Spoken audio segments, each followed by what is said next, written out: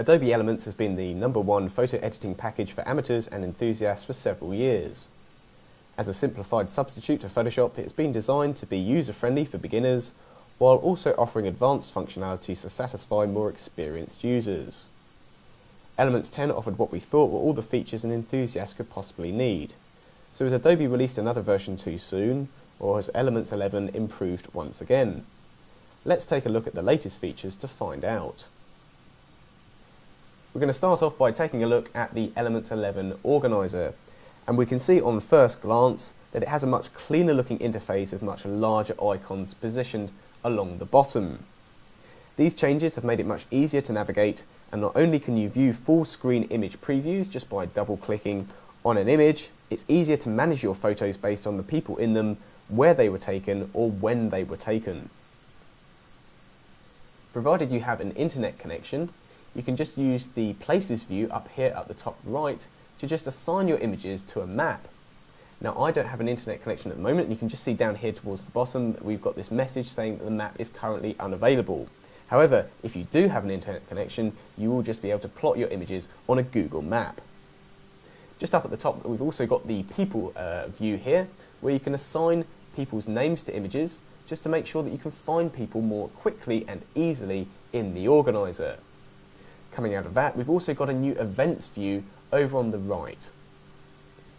This lets users assemble shots based on the date, month and year they were taken. Finding the shots you add to the Events area is also made very easy thanks to a new calendar column appearing on the far right of the interface. You can search for your images by year just by clicking on All Years here, and then you can just search for your images by month and the day that they were taken. Not forgetting the importance of sharing images, Elements 11 also supports direct uploading to emails and social media channels such as Facebook, YouTube, Vimeo and Flickr. To do this, you can just go over towards the right of the interface and just click on the drop-down option where it says Share, and you'll be given all these options.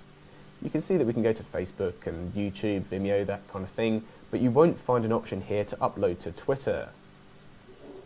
Switching from the organizer to the full editing area, just by going down and clicking on the editor right here. We're first just going to select an image actually, and we're just going to go to the editor. We can see that the full editing area also features that much friendlier looking interface. It looks a lot cleaner than before, and the tools over on the left are now split into different categories. We've got View, Select, Enhance, Draw and Modify. In previous versions of Elements, you could just hold down on a tool and you may have found other tools beneath it. However, now, these are now listed beneath. So in previous versions where you'd be able to hold down on the lasso tool to get access to other tools such as the polygonal lasso tool, you now have to move down towards the bottom and just select these. So we no longer have a toolbar up at the top. This is now moved beneath the image, and you've got all the controls here that you'll need just to change everything you need for your different tools. Elements 11 also adopts the 3 editing modes: Quick, Guided and Expert. These can be found right up at the top, and these offer different ways to edit your shots based on the skill level of the user. And though there haven't been many changes to the Quick Edit mode, there have been a few different changes to the Guided Edit mode. So let's click on this and just take a look at some of the different options within here. You'll now see under Photo Effects over on the right that we've now got a few different options here. We can now add a tilt-shift effect, very similar to the effect that you can create with a tilt-shift lens. You can create a vignette effect, and moving up you can also create low and high key options effects there as well. Going down, let's just click on vignette. I'm just going to give you a quick demonstration. If you just hover your cursor over the thumbnail at the top right, you can just see the difference between before and after. And you can apply these effects very easily just by following the steps. Underneath, you've also got the options to refine the effect as well with different sliders, and in the case of the vignette effect, we've got options here just to change the feather and the roundness as well.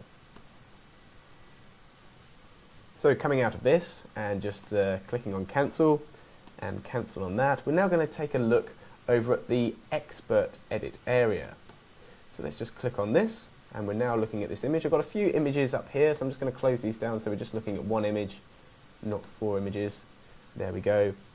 And what we can see here is that we've got quite a lot of, we've got the obviously different looking interface, but what we have also got is we've got 3 new filters that can be used by going up to Filter, and then going down to Sketch, and then from this flyout menu you'll find 3 different filters here, these being Comic, Graphic Novel and Pen and Ink. If we just click on Comic, let's just use this as our example, you'll find that the new filters give you 4 presets up at the top right, with sliders underneath if you want to just change and just make your effect look slightly different. So you can just flick between these different effects, and these different artistic effects will work better with some images than others, so you will want to just experiment and try them out. They're not probably going to look too great on my image, as you can see in the small preview over on the left, but you may find that you want to try out these artistic effects with some of your own images. Elsewhere in Elements 11, Refine Edge has also been enhanced to offer all the functionality of Photoshop's Refine Edge. Let's zoom into this image and just show you the new functionality within Refine Edge. So I'm just going to zoom out a little bit there. I'm just going to create a selection just around the outside of the model, and of course I just need to select the lasso tool to do that. With that selected, I'm just going to just run this around the outside of the model here, just around that hair, because I want to make a selection between the model and the background. So just joining up those, we can see we've got the marching ants on the screen there, and I'm just going to go down and click on Refine Edge, which now appears beneath the image rather than on top of it. So let's click on Refine Edge, and a tool you may have used in the past is the Refine Radius tool, just to make very precise selections in tricky to cut out areas such as flyaway hair.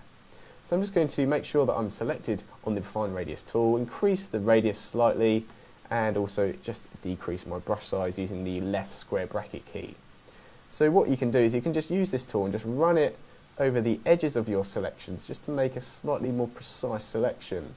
And that's really great for when you're looking to cut out objects such as this, or subjects, and if I just release, you can just see that it's done a pretty good job there. But what happens if I want to go back to my original selection? Well, in the past it was a bit tricky to do this. We'd have to come out, Refine Edge, go back, and it's quite a long time consuming process. But now we've got a new tool, and this is called the Erase Refinements tool. If I click on this, I can just use this tool just to return that original selection and that original selection edge. We can just see there that it's just starting to reappear as it appeared the first time round. So that's a really handy tool that's now been added to Refine Edge within Elements 11. So what else is new? Well, Adobe have also just changed the way actions work very slightly. Of course, actions were introduced into Elements 10, and they can be loaded by going up to Window and then just going down and clicking on Actions. What you've got now, you've got the option to load actions from the internet, so you can just click on the Actions menu here and go down and click on Load Actions. However, there's no option to create your own actions like you can in the full editing area of Photoshop. Just getting back to that interface, you may have realised that the Layers palette now appears up towards the top right. So this takes a little bit of getting used to. And also all the options to create new fill and adjustment layers, for example, these can be found at the top right as well. Whereas in previous versions of Elements, this would have been found down towards the bottom. Other useful things in Elements are these 2 icons just down here at the bottom called the Undo and Redo icons. Pretty self-explanatory really, but what you can do is just move back through your image very, very quickly, and it just saves you having to load the history palette each time that you want to make a move back or a move forward. You've also got a rotate option here just to rotate the image very quickly without having to go up to Image and down to Rotate. And you've also got the Organizer icon there to switch straight back to the Organizer very quickly. Something you will notice in the Elements Organizer is that you've now got this Edit in Progress bar appearing over images that are being worked on in the full editing area. And that's also a nice addition to Elements 11.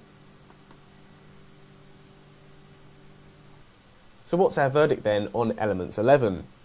Well, most of the changes in Elements 11 are found in the Organizer, and it's fair to say little has changed in the full editing area other than it sporting this brand new look. Elements 9 and Elements 10 users won't see a huge benefit from upgrading to Elements 11. Yes, you'll see a more intuitive Organizer to work with as well as the latest RAW converter, but these features alone don't really justify the expenditure. For users of older versions, however, Elements 11 is a much more attractive proposition. When you consider that it offers masks to edit your images more precisely and actions to apply repetitive tasks more quickly, it offers a lot more control at your fingertips than you will have been used to in the past. What's more, if you're struggling to open RAW files in your current version of Elements because your camera is producing newer files than your software can read, £74 is a reasonable amount to pay for a package that will give you all the RAW support you need. Although we'd say that this latest release doesn't offer any groundbreaking changes, we're yet to use any other software package that offers quite so much for your money. So we've given Elements 11 a What Digital Camera score of 90%, and it receives a What Digital Camera Gold Award.